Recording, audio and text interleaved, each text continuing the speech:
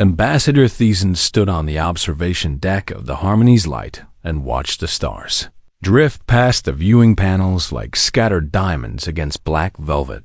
The vessel was one of the finest in the Valkyrie coalition fleet, and it carried representatives from 7 different species who had learned to live together in peace after centuries of careful diplomacy. Thiessen had been part of that great work for over 40 cycles, and the insectoid diplomat had helped broker treaties between species that had once sworn eternal hatred against one another. The coalition faced something new, and the unknown always brought both danger and opportunity. The signal had arrived 3 rotations ago, and it had come from the edge of the Orion arm where no coalition vessel had ever traveled. At first, the communications officers had dismissed it as stellar noise, or perhaps the echo of some ancient transmission bouncing through space. But Dr. Wellness, the chief xenobiologist, had noticed patterns within the signal, and those patterns suggested intelligentsia had made the decision to investigate, and now the Harmony's light approached the source of that mysterious broadcast. The bridge crew worked with quiet efficiency around the ambassador, and their many different forms moved in practiced harmony. Lieutenant Crix, a tall avian creature with iridescent feathers, monitored the navigation console, while Engineer Morthax, a silicon-based being who resembled a moving sculpture of crystal and stone, kept watch over the engine science officer. Yenna, a small mammalian creature covered in soft blue fur, analyzed the incoming sensor data with 3 of her 4 eyes, while the 4th eye remained fixed on Thiessen, waiting for orders. They had worked together for many cycles, and Thiessen trusted each of them completely. The ambassador's compound eyes caught a flicker of movement on the main display, and Thiessen moved closer to examine it. Something had appeared at the edge of their sensor range, and the ship's computers were struggling to classify what they were seeing. It was large, that much was certain, and it appeared to be artificial in construction. Signal they had been following came from this object, and now they would learn what had been calling to them across the void. Yenna made a soft chirping sound that indicated surprise, and her fur rippled with bands of yellow and orange that showed her excitement. She reported that the object was definitely a spacecraft, and it appeared to be damaged, but still functional. The design was unlike anything in the Coalition database, and the whole configuration suggested a species they had never encountered. Thiessen felt a thrill of anticipation run through the ambassador's thorax. First contact with a new species was always a momentous occasion, and the Valkyrie had protocols for exactly this situation. The coalition had been built on the principle that all intelligent life deserved respect, and that communication was always preferable to conflict. They had brought wars to peaceful ends and turned enemies into allies through patience and understanding. Surely, this new species would be no different. Lieutenant Crix guided the Harmony's light closer, and the alien vessel grew larger on the view screen. With each passing moment, Thiessen studied its shape and tried to understand the minds that had built it.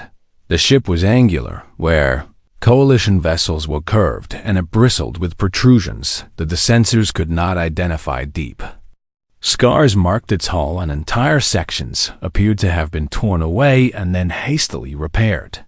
This vessel had seen battle, and the damage it carried spoke of violence on a scale that made Thiessen uncomfortable. The Coalition had known war in the distant past, but those days were long behind them, and most species now settled their disputes through negotiation and compromise. What kind of beings built ships that expected to be wounded? Morthax rumbled a warning in the deep tones of the crystalline language and reported that the alien vessel was much larger than it had first appeared.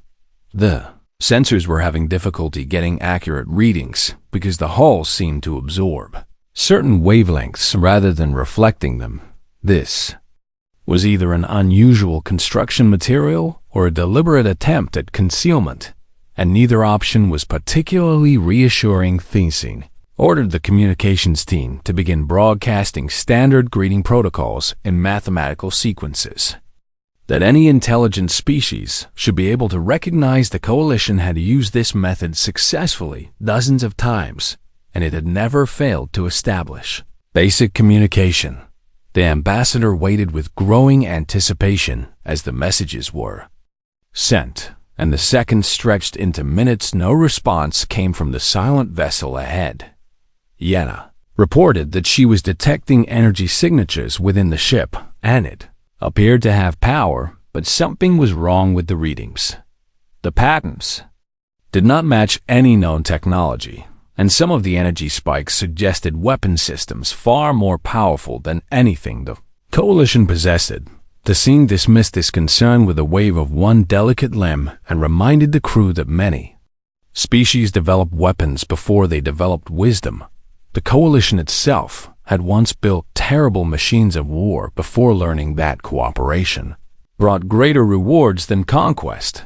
This new species was simply at an earlier stage of development, and the Valkyrie would help guide them toward a better path. The Harmony's light continued its approach, and Thiessen ordered all crew members to prepare for first contact protocols. Translators were activated, and cultural analysis programs were loaded into the ship's computers. The ambassador reviewed the standard diplomatic greetings one more time and felt confident that whatever species they encountered would be receptive to peaceful overtures. Then, without warning, the alien vessel came to life. Lights blazed across its hull in patterns that seemed almost aggressive, and the protrusions that the sensors had failed to identify swiveled to track the Harmonies light with unmistakable purpose. Thiessen felt the temperature in the observation deck drop several degrees, and the ambassador's antennae twitched with sudden fear. Those were weapons, and they were now pointed directly at the coalition vessel. For the first time in a very long career, Thiessen wondered if diplomacy would be enough.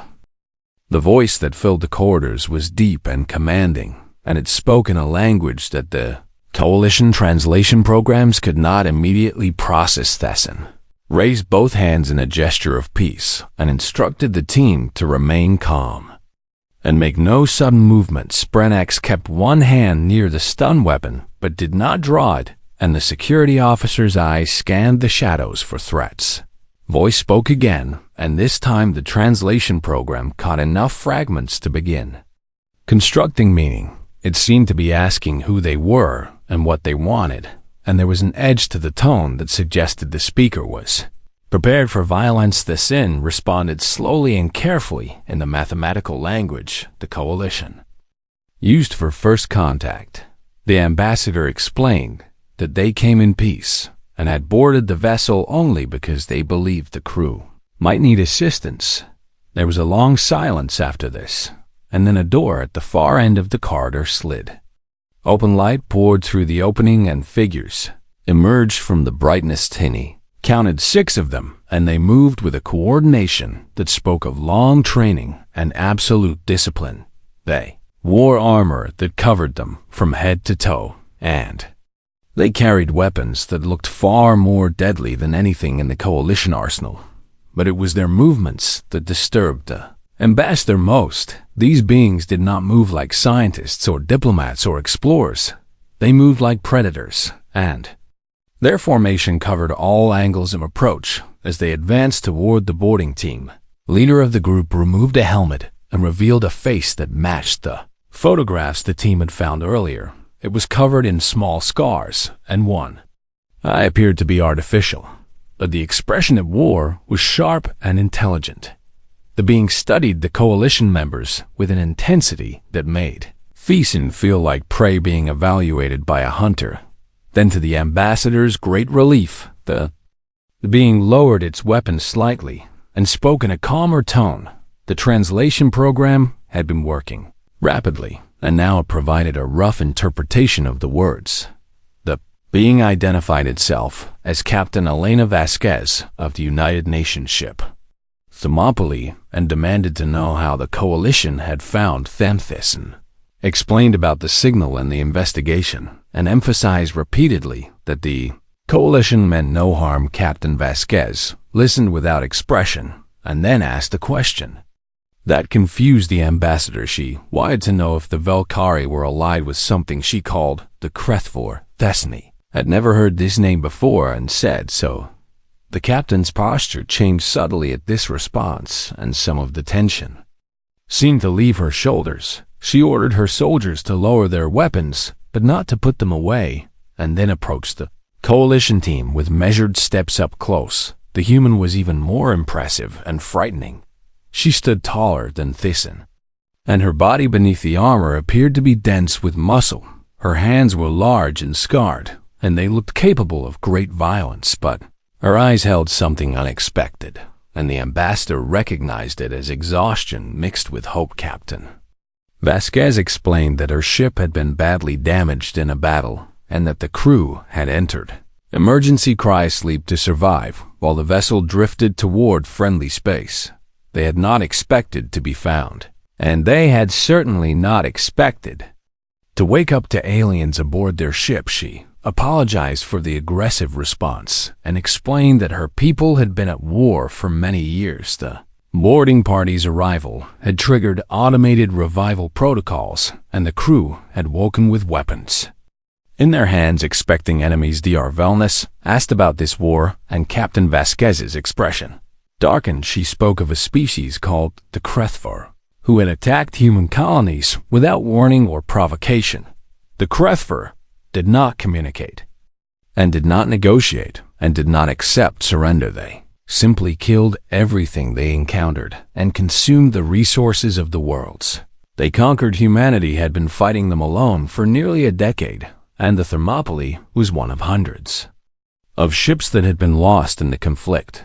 But the captain's definition of lost proved different from what the coalition understood. The Thermopylae had been the rear guard for a convoy of evacuation ships, and they had faced a fleet of 40 Krethvor vessels with only this single ship. The battle had lasted 3 days, and the humans had destroyed every single enemy ship before finally succumbing to their own magnificence. Struggled to comprehend what the captain was saying. One ship against 40. And the one ship had won. The mathematics seemed impossible, and the ambassador asked for clarification. Captain Vasquez smiled, and it was not a pleasant expression. She explained that the Thermopylae was not a large ship by human standards. It was a frigate, which meant it was designed for escort duties and light combat. The fleet had larger vessels called cruisers and battleships and carriers and dreadnoughts. If the coalition wanted to see a real warship, they would have to travel to human space.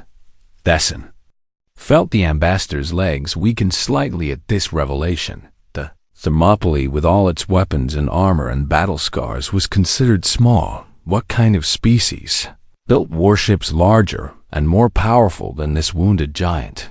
The rest of the boarding party looked equally disturbed, and even Brennack seemed uncertain for the first time. Captain Vasquez noticed their reactions, and her smile faded. She told them not to be afraid, because humanity only made war on those who attacked first. Krethvor had struck human colonies and murdered human children, and so humanity had responded with everything it had. But species who came in peace had nothing to fear from Earth. Thyssen wanted to believe this, but the evidence around them told different story. This ship and its crew were weapons of terrible power, and they had been honed by years of constant warfare. Such beings did not simply stop fighting when the immediate threat was gone. They carried war in their bones, and it showed in every aspect of how they lived and moved and thought. The ambassador asked what would happen now, and Captain Vasquez considered the question carefully. She said that the Thermopylae needed repairs and supplies, and that her crew needed food and rest. If the coalition was willing to help them, then they would be grateful. If not, they would manage on their own as they always had. There was no threat in her words, but Thyssen heard the implication clearly enough. These humans did not beg, and they did not plead, and they expected nothing from the universe but what they could take or earn. They were survivors in the truest sense, and they had survived things that would have destroyed any coalition species. The ambassador made a decision and offered the assistance of the Harmony's light.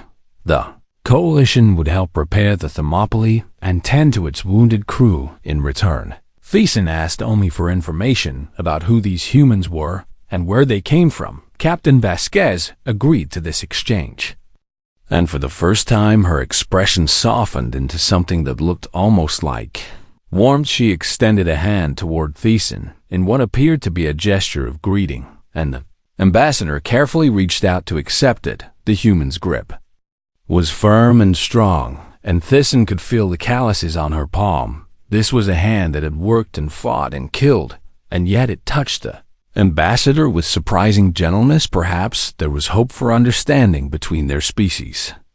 After all, the alien vessel held its position, and its weapons remained locked on the Harmony's light, like the eyes of a predator watching prey. Thiessen forced calm into the ambassador's voice and ordered the crew to maintain their course while continuing to broadcast peaceful greetings. Running would only make them look guilty of hostile intent, and the coalition had not survived this long by showing fear. Minutes passed, and the tension on the bridge grew thick enough to Tasty Anna reported that the alien ship was not powering up its weapons beyond their current state, and this suggested that whoever controlled them was waiting to see what the they of the Gion to survive. The coalition would do it was a test, and Thiessen intended to pass it. The ambassador ordered a full stop at a respectful distance, and then commanded that all active scans be halted. Scanning another vessel without permission could be seen as aggressive in some cultures, and Thiessen would take no chances. Instead, the Harmony's light simply waited with its greetings still broadcasting and its intentions clear. After what felt like an eternity, the weapons on the alien ship slowly lowered, and the aggressive lights dimmed to a more neutral glow. Thiessen let out a breath that the ambassador had not realized was being held, and the rest of the crew visibly relaxed. But then something unexpected happened, and the alien vessel went dark again. All lights extinguished, and all power signatures faded, and the ship returned to the silent state in which they had first found it. Lieutenant Crix ran multiple scans and reported that the vessel still had power somewhere deep in its core, but something had shut down its active systems. This was a puzzle, and Thiessen was not certain how to interpret it. Had they passed the test or failed it in some way they did not understand? The ambassador considered the options and found only one that made sense. Someone or something aboard that ship had made a decision to lower its weapons, but then something else had happened to render the vessel dormant once more. This suggested that the crew was in distress, and that the brief moment of activity had been an automated response rather than a deliberate action. If intelligent beings were trapped aboard that ship, then the coalition had a moral duty to help them. Thiessen announced that a boarding party would be assembled, and the ambassador would lead it personally. Several crew members protested this decision and argued that the risk was too great. Morthax pointed out that a ship covered in battle scars and equipped with massive weapons was clearly designed for war, and its builders might not welcome uninvited visitors. Santa added that they knew nothing about the atmosphere or environment inside the vessel, and that the boarding team could face dangers they could not anticipate. Esney acknowledged these concerns, but remained firm in the decision.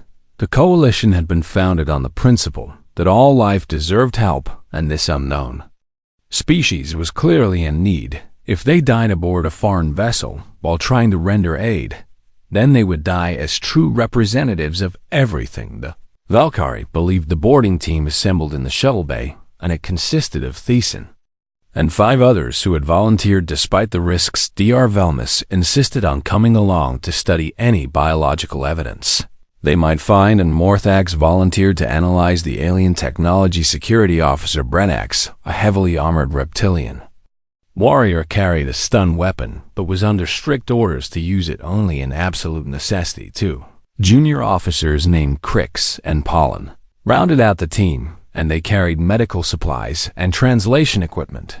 The shuttle departed from the Harmony's light and crossed the void toward the silent alien vessel. Thiessen watched it grow larger through the viewport and felt a mixture of excitement and dread. The closer they came, the more battle damage became visible, and some of the scars were recent while others had clearly been repaired many times. This ship had fought and survived and fought again, and whoever crewed it had refused to abandon their vessel despite everything it had endured. The shuttle circled the alien craft, searching for an entry point, and eventually found what appeared to be a docking bay near the stern. The doors were partially open as if something had damaged the mechanism, and the boarding team guided their craft inside. They passed through an atmospheric barrier that still functioned despite the damage and landed on a deck marked with strange symbols. The air inside was thin but breathable, and the temperature was cold but not dangerously. Sethessan led the team out of the shuttle, and they found themselves in a space that was utilitarian and harsh.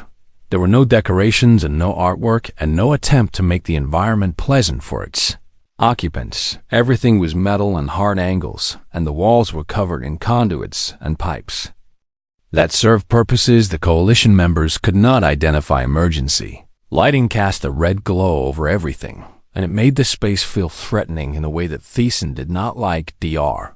Wellness began scanning the environment and reported findings that were troubling. The atmosphere contained oxygen and nitrogen in proportions similar to many habitable worlds, but it also contained trace elements that suggested a crew-breathed air, much like the Velcara. More importantly, the genetic material found on surfaces indicated that the species who built this ship were carbon-based and bilaterally symmetrical. This was good news for communication, as such species often had similar cognitive structures. Brennex took point and led the team deeper into the vessel, and they passed through corridors that were sized for being slightly larger than the average Coalition member. The walls displayed writing in a script no one recognized, and occasional pictographs showed figures that appeared to be standing upright on two legs. Then they found the first memorial wall, and everything changed. It stretched from floor to ceiling, and it was covered with small images and what appeared to be names. Thousands of names filled every available space, and some had small personal items attached beneath them. Thiessen realized with growing horror that this was a tribute to the dead, and that the ship they had boarded was a vessel of warriors who had lost countless companions. What kind of species marked their dead in such numbers? What had they been fighting that cost them so dearly? Team moved on with greater caution and found more evidence of a warrior culture at every turn. Training rooms filled with strange equipment designed to build strength and endurance occupied entire sections of the ship. Weapons storage lockers lined the walls, and though they were sealed, the team could see through small windows that they contained devices designed to kill. Dying halls bore names and images on the walls celebrating past victories, and the symbols appeared to represent battles won against terrible odds. Dr. Wellness found a small room filled with personal effects, and the team paused to examine what they had discovered. Photographs showed the alien beings for the first time, and they were not what Thiessen had expected. 2 arms and 2 legs and a single head with forward-facing eyes looked back from the images.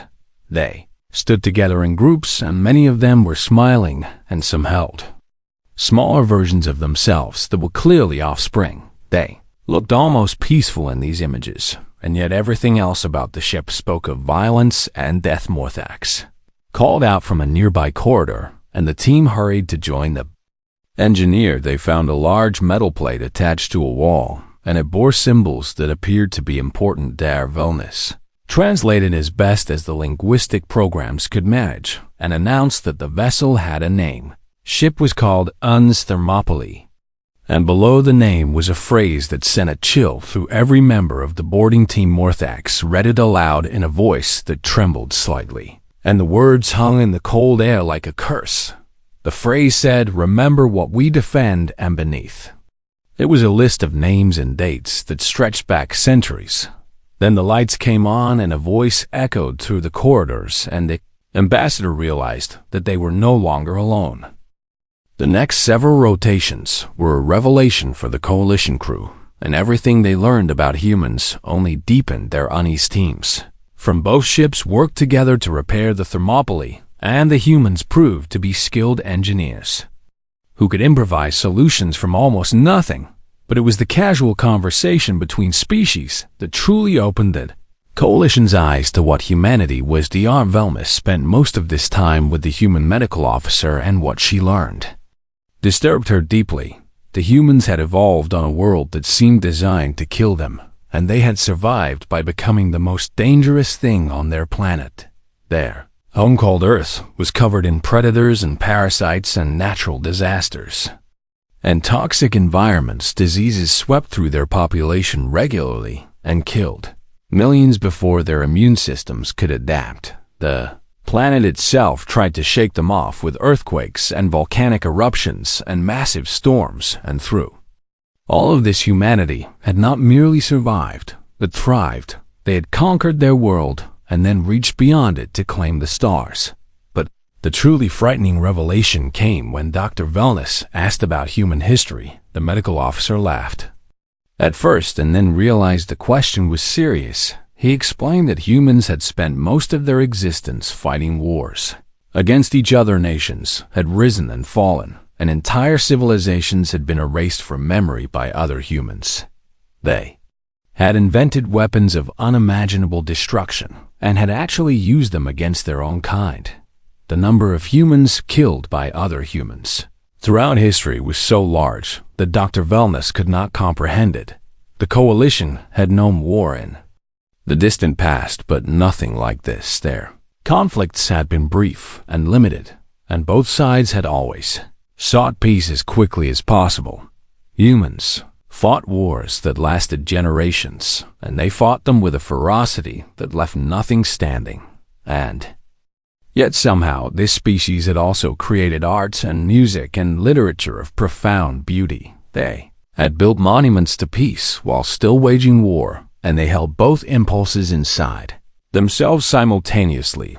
Velmus reported her findings to Ambassador Thiessen, and the news spread quickly through the Coalition crew. Fear began to take root, and even the most optimistic crew members started to look at their human guests with new eyes. Morthax had been working with the human engineers, and the crystalline being had similar revelations to share. The Thermopylae was not just a warship, but a machine designed for sustained conflict over long periods. It had redundant systems for all critical functions, and it could operate with half its hull destroyed. The armor was layered in ways that maximized protection while allowing for easy repair. Even the internal layout was designed with combat in mind, and the corridors could be sealed and used as defensive positions if the ship was boarded.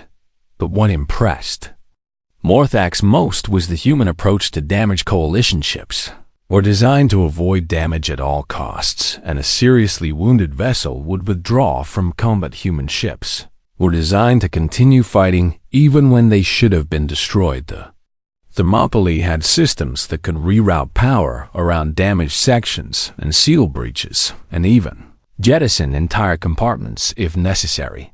The humans expected their ships to be hurt, and they built them to keep fighting anyway. This philosophy extended to the crew as well. Morthax had seen the medical bay, and it was equipped to handle injuries that would kill any Coalition species. The humans could lose limbs and have them replaced, and they could suffer burns over most of their body and survive. Their medical technology was not as advanced as the Coalition in some ways, but it was ruthlessly practical. Everything was designed to get wounded soldiers back into the fight as quickly as possible. The human mind seemed to process damage differently than other species as well. Coalition warriors who suffered serious injuries often developed lasting psychological trauma and could not return to combat. Humans somehow adapted to their wounds and incorporated them into their identity. Captain Vasquez had lost an eye in battle, and now she used a mechanical replacement without any apparent distress. Several of her crew had prosthetic limbs or extensive scarring, and they joked about their injuries as if they were badges of honor. This capacity to endure suffering and continue functioning was perhaps the most frightening thing about humanity. Ambassador Thiessen gathered all this information and tried to form a coherent picture of what the Coalition had discovered. The humans were not evil, and they did not seek conflict for its own sake, but they were supremely adapted for war in ways that no other species could match. Their bodies were resilient, and their minds were adaptable, and their culture had been forged in endless cycles of violence. When they made peace, they did so because they chose to, not because they had no other option. This meant that humanity could be a powerful ally to the coalition, but it also meant that they would be a terrible enemy to anyone who threatened. Themthison found Captain Vasquez in what passed for a recreation room on the Thermopylae. Human was sitting alone and looking at a small photograph that she quickly put away. When the ambassador entered, her expression was guarded, but not hostile. And she gestured for Thiessen to sit. The ambassador had questions, and Captain Vasquez seemed willing to answer them. Thiessen asked about the Krethver and what had driven humanity to wage such total war against them. The captain's expression hardened, and she spoke in a flat voice that barely contained rage. The Krethver had arrived without warning, and they had destroyed 3 human colonies before anyone even knew they existed. 20 million people died in those first attacks, and the Krethver did not stop to negotiate or explain. They simply kept killing, and humanity had no choice but to fight back. War had been going on for 8 years, and there was no end in sight. The Krethver were powerful and numerous, and they did not seem to feel fear or pain, but humans had learned to fight them, and the tide was slowly turning. Every year humanity built more ships and trained more soldiers and developed better weapons. The Krethver had made a terrible mistake when they attacked Earth's children. They had awoken something ancient and implacable, and it would never stop until one side was completely destroyed. The scene listened to this and felt cold fear settle into the ambassadors' hearts. This was not the speech of a species seeking peace. This was the promise of a predator that had been wounded and was now hunting its attacker with absolute determination. The humans would not stop fighting the Krethver until every single one of them was dead.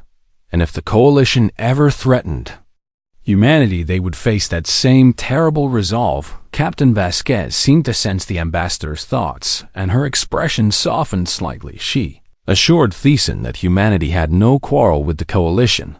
The Valkyrie had come in peace and offered help, and humans never forgot kindness, but she wanted the ambassador to understand something important. Humanity did not start wars, but they finished them. Anyone who attacked Earth or its people would face consequences beyond imagination. This was not a threat, but simply a statement of fact. The human species had been shaped by millennia of conflict, and they had become something extraordinary. They were the galaxy's most dangerous prey because they fought back with everything they had, and nothing in the universe was more terrifying than a human who had something to protect. The data analysis from the Thermopylae computers was finally complete, and Yenna presented her findings to Ambassador Thiessen in a private meeting. What she revealed changed everything the coalition thought they knew about the galaxy. The Krethver were not an unknown species as the coalition had first assumed. They were the harvesters, and the coalition had been fleeing from them for over 40 cycles under their original name. The Valkyrie knew them as world killers who swept through systems and consumed everything in their path. Dozens of coalition species had lost their homeworlds to the harvesters, and the survivors had been running ever since. The coalition had never tried to fight them because the military analysis had always concluded that victory was impossible. The harvesters were too numerous and too powerful and too relentless to be defeated by any known force, and yet humanity had been fighting them for 8 years and winning. Fesson stared at the data and felt the foundations of everything shatter. For 40 cycles, the coalition had fled and hidden and prayed that the harvesters would not find them. They had abandoned worlds and left populations behind and accepted losses as inevitable. But the humans had chosen differently, and they had decided to fight. The battle records from the Thermopylae showed engagements that should have been suicidal. Human ships had attacked harvester fleets that outnumbered them 10 to 1 and somehow emerged victorious. They had developed weapons specifically designed to kill harvesters and tactics that exploited every weakness. The humans studied their enemy with the same intensity they studied themselves, and they learned how to win. The casualty figures were staggering, and humanity had lost millions of soldiers in the war, but they had killed billions of harvesters and destroyed thousands of their ships.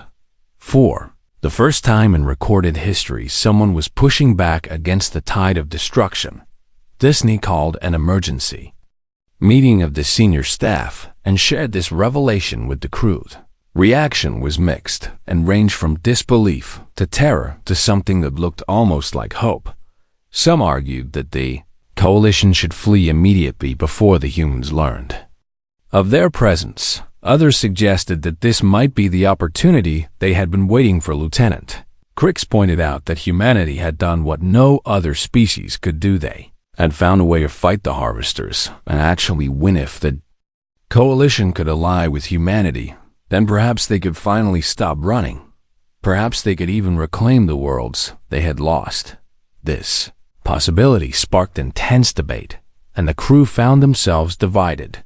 Some believed that the humans were simply too dangerous to trust. Their capacity for violence was beyond anything the coalition had ever encountered. Allying with such a species meant accepting their methods and their values. The coalition had been built on principles of peace and negotiation and cooperation.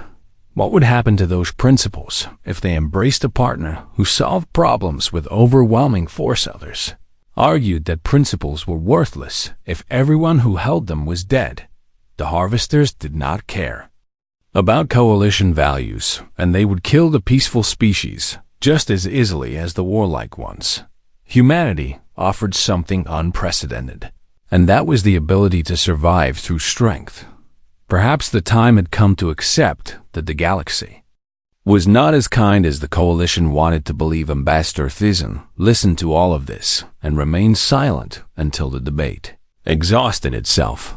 Then the ambassador spoke, and every crew member fell quiet to listen. Thizan acknowledged that the humans were dangerous and that their culture was built on violence in ways the coalition could never fully understand. But the ambassador had spent time with Captain Vasquez and her crew and had seen something beyond their capacity for war. The humans were dangerous because they had something worth fighting for. They spoke of families and homes and children, and they carried photographs of loved ones into battle. They did not kill because they enjoyed killing, but because killing was sometimes necessary to protect what mattered. This was not so different from the coalition's own values, and the Valkyrie also believed in protecting the innocent. The only difference was that humanity had found the courage to act on those beliefs, even when the cost was terrible. Thizan proposed that they contact the human homeworld and open formal diplomatic relations. The coalition would offer whatever assistance they could provide in the war against the harvesters. In return, they would ask for protection and the chance to reclaim what they had lost. It was a risk, and there was no guarantee that humanity would accept such an alliance, but the alternative was to keep running forever, and that was no longer acceptable. The vote was close, but the proposal passed, and the coalition would reach out to humanity. Thizan returned to the Thermopylae to share this news with Captain Vasquez. The human commander listened without interruption, and her expression remained unreadable throughout. When the ambassador finished speaking, she was quiet for a long moment. Then she asked a question that Thizan had not anticipated. She wanted to know why the coalition had not fought the harvesters themselves. They had advanced technology and multiple species working together, and resources that humanity could only dream of. Why had they chosen to run instead of standing their ground? Thizan struggled to answer because the truth was uncomfortable. The coalition had run because they were afraid, and because the cost of fighting seemed too high. They had calculated the losses and decided that survival through flight was preferable to victory through sacrifice. It was the rational choice and the civilized choice, and the choice that preserved the most lives. Captain Vasquez nodded slowly and said she understood. Her people had made the same calculations at the beginning of the war.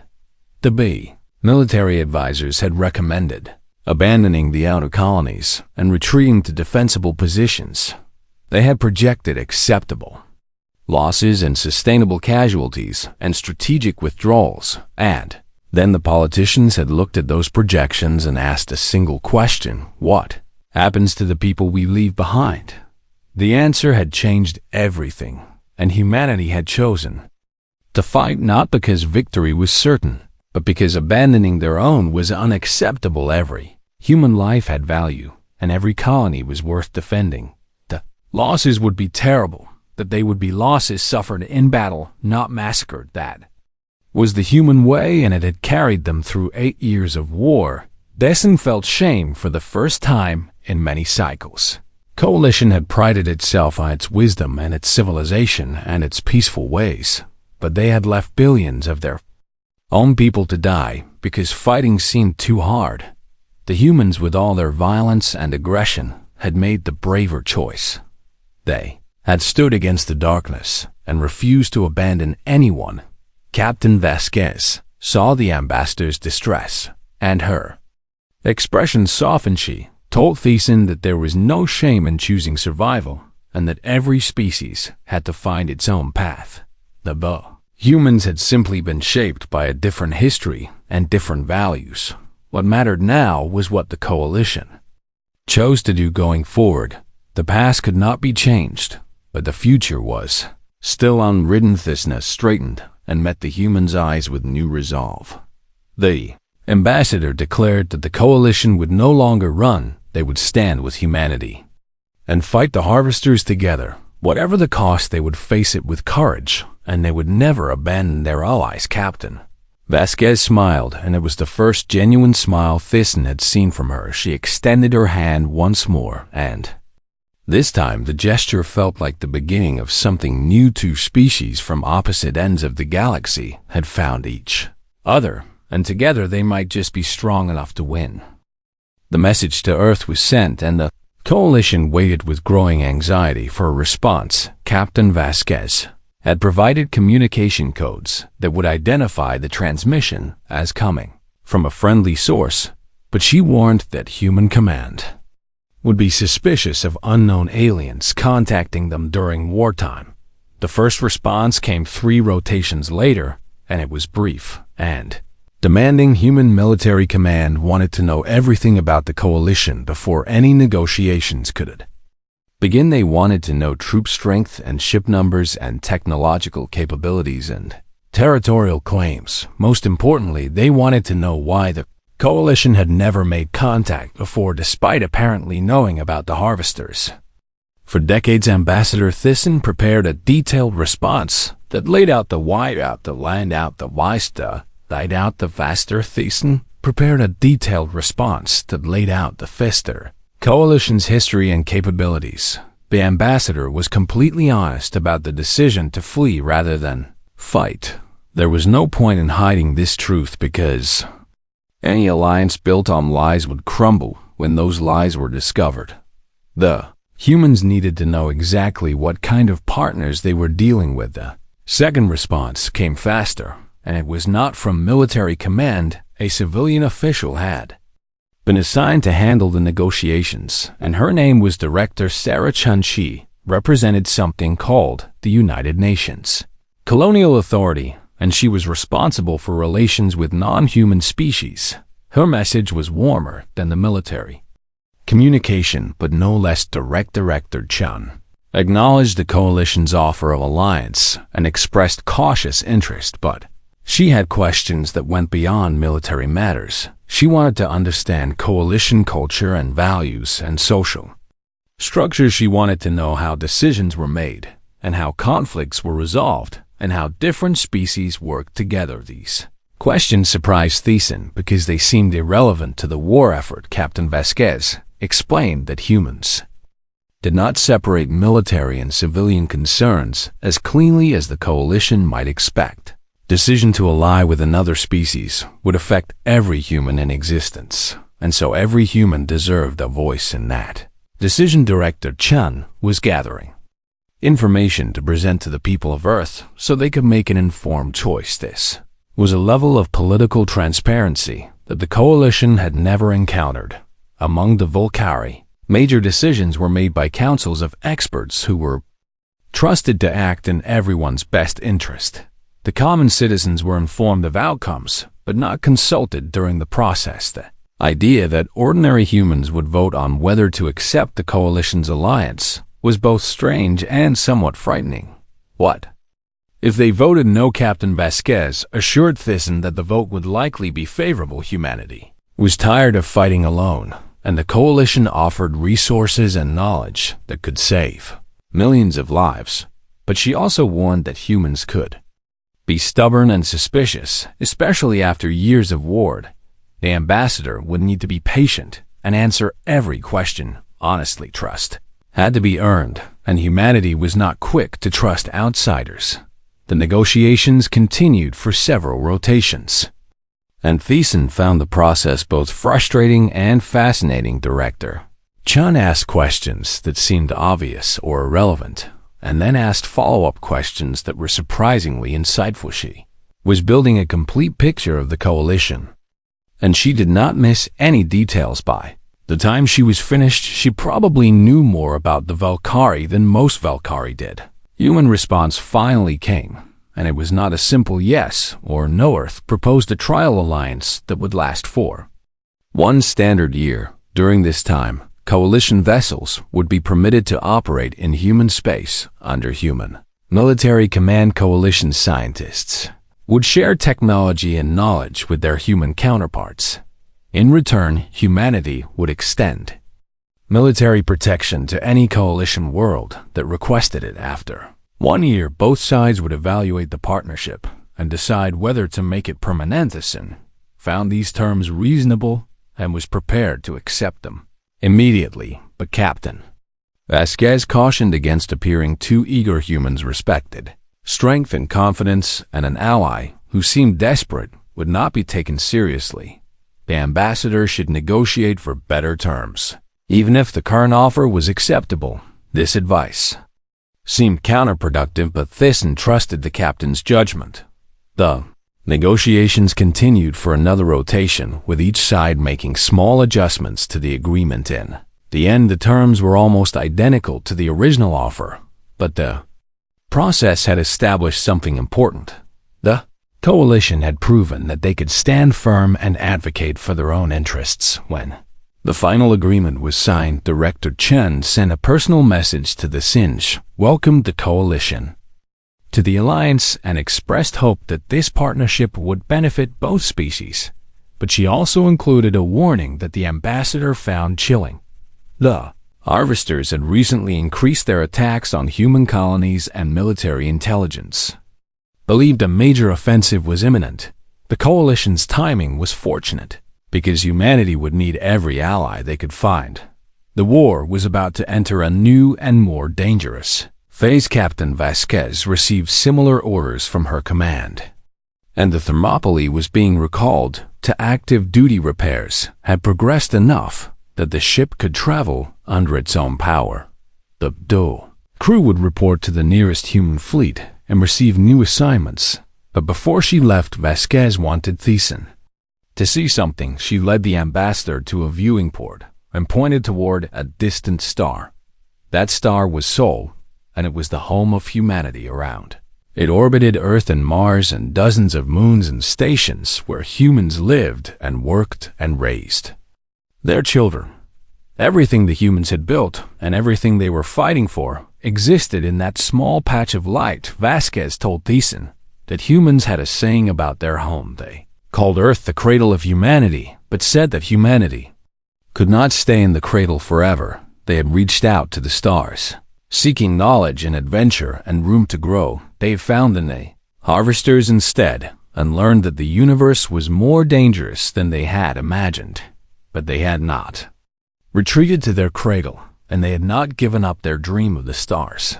They had fought and bled and died to keep that dream alive, and now they were fighting for every species that shared that dream. Thyssen looked at the distant star and felt something shift inside. For the first time, the humans did not seem quite so frightening. They were warriors. Yes, but they were also dreamers.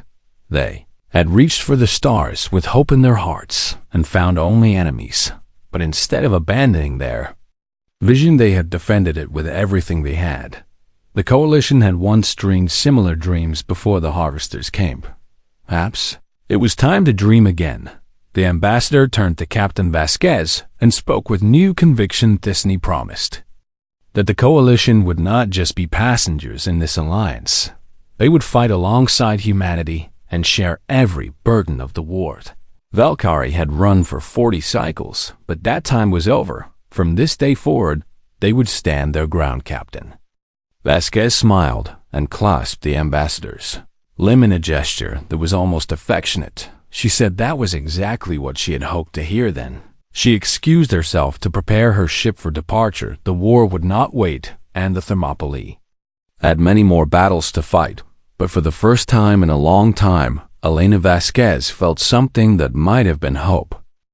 6 months had passed since the alliance was formed, and the war had changed in ways no one had anticipated. Coalition technology combined with human tactics had produced weapons that could destroy Harvesters more efficiently than ever before. The Coalition brought advanced shield generators and medical technology and sensor systems. Humanity brought their relentless aggression and their terrifying creativity in the art of killing together. They had won a string of victories that pushed the Harvester lines back for the first time in years. Ambassador Thiessen now served on the command ship of the combined fleet and had witnessed things that would haunt the Ambassador forever. Human soldiers charged into battle with a fury that defied all logic and Coalition analysis. They screamed war cries as they advanced, and they did not stop even when wounded. The Valkyrie troops who fought alongside them were inspired and terrified in equal measure. How could anyone fight like that, and how could anyone survive fighting like that? But the humans did survive, and more than that, they dragged their allies to survival with Thema. Coalition battalion had been pinned down during a ground assault and would have been overrun without reinforcement. Human Marines had broken through enemy lines to reach them and had carried the wounded on their backs while still firing their weapons. The rescue had cost a dozen human lives, but they had saved over 200 Coalition soldiers. When Thiessen asked the human commander why his troops had taken such risks, he seemed confused by the question, said that leaving allies behind was not something humans did. Coalition troops had trusted humanity to protect them, and humanity would never betray that trust. It was that simple and that complicated. Since he began to understand that human violence was not random or purposeless, it was directed by a moral code that valued loyalty and protection above almost everything else. Humans fought so fiercely, precisely because they cared so deeply. They would burn worlds to protect the innocent, and they would die without hesitation for those they loved. This made them the most reliable allies imaginable, and also the most dangerous enemies. The ambassador reported these observations to the Coalition High Council during a secure transmission. The council had been receiving updates throughout the war, but Thiessen wanted to make something absolutely clear that humans were not a species to be feared. If you were their friend, they were generous and warm and surprisingly gentle when they were not in combat. Human soldiers played with Coalition children and human medics, treated alien wounded with the same care they gave their own. But the humans were absolutely terrifying if you were their enemy. The Harvesters had learned this lesson through terrible experience. Human fleets did not retreat, and human armies did not surrender. They fought until they won, or until every last soldier was dead. There was no middle ground, and there was no negotiation once battle was joined. The council asked what this meant for the Coalition's long-term relationship with humanity. Thiessen answered carefully and tried to express something that was difficult to put into words. Humanity was a species shaped by conflict, but not defined by it. They dreamed of peace, and they built beautiful things, and they loved their families as much as any Coalition species. Violence was a tool that they used when necessary, and they put it away when it was not needed. If the Coalition remained true allies, then they had nothing to fear from their human partners. But if they ever betrayed that alliance, then the consequences would be catastrophic. The council debated this assessment for some time before reaching a consensus. The coalition would remain committed to the alliance and would work to strengthen the bonds between species. They would contribute everything they could to the war effort and prove their value as partners, and they would never give humanity any reason to turn that terrible capacity for violence against them. This was not cowardice, but wisdom. The harvesters had made the mistake of attacking humanity, and they were paying the price. The coalition would learn from that mistake and take a different path. News came from the front lines that interrupted the council session. The harvesters had launched their expected offensive, and the scale was beyond anything previously recorded. Thousands of ships had emerged from deep space, and they were converging on a human colony world called New Eden. The colony was home to 12 million people, and it would be destroyed if the fleet could not stop the attack. Every available ship was being recalled for the defense, and the battle would begin within Horse. Thesson requested permission to join the fleet and serve as the coalition representative during the engagement. Council granted this request, and the ambassador hurried to reach the battle zone. In time, the Harmony's light had been refitted with human weapons and coalition shields. It was no longer a purely scientific vessel, but a warship, ready to fight alongside its allies. The crew had trained with human instructors, and they knew what they would face as the ship jumped toward New Eden. Thesson thought about what was coming. This would be the largest battle of the war, and possibly the deciding engagement. If humanity lost here, and the path to Earth itself would be open. If they won, then the Harvester offensive would be broken, and the tide would turn permanently. Either way, history would be made in the next few hours. The fleet assembled around New Eden, and Thesson had never seen anything like it. Human warships of every size filled the void, and their weapons bristled with deadly promise. Coalition vessels took positions within the formation, and their advanced shields would protect the weaker human ships. Together, they formed a wall of metal and fire that nothing should be able to penetrate. Captain Vasquez was there in command of the rebuilt Thermopylae. Her ship had received new armor and weapons, and had looked even more dangerous than before. She contacted Thesson, and her voice was calm despite what they were about to face. She said she was glad the ambassador would be there to witness what happened next. Humanity had been waiting for this battle for 8 long years. The harvesters had finally committed their main force, and now they would learn what a terrible mistake that was. The enemy fleet appeared on sensors, and the count was staggering. Over 3,000 harvester vessels against less than 1,000 human and coalition ships. The odds were impossible, and any sane species would have retreated. But the human admiral simply smiled and gave an order that echoed across the fleet. She said that today they would show these monsters what humanity was made of. Today, they would end this war once and for all. The fleet surged forward, and the greatest battle in galactic history began. The Battle of New Eden lasted for 3 days, and Thesson witnessed every terrible moment of its ships burned and exploded across thousands of kilometers of space. The void itself seemed to catch fire as weapons discharged and reactors detonated. Coalition vessels held the line with their advanced shields, while human warships poured death into the enemy ranks. The harvesters fought with their usual mindless ferocity, but for the first time, they faced an enemy that matched their determination. Human ships rammed damaged enemy vessels to ensure their destruction. Crippled fighters used their last moments to guide missiles into Harvester command ship's crews, vented atmosphere to extinguish fires, and then continued fighting without complaint. Thesson had never seen anything like it and prayed to never see anything like it again.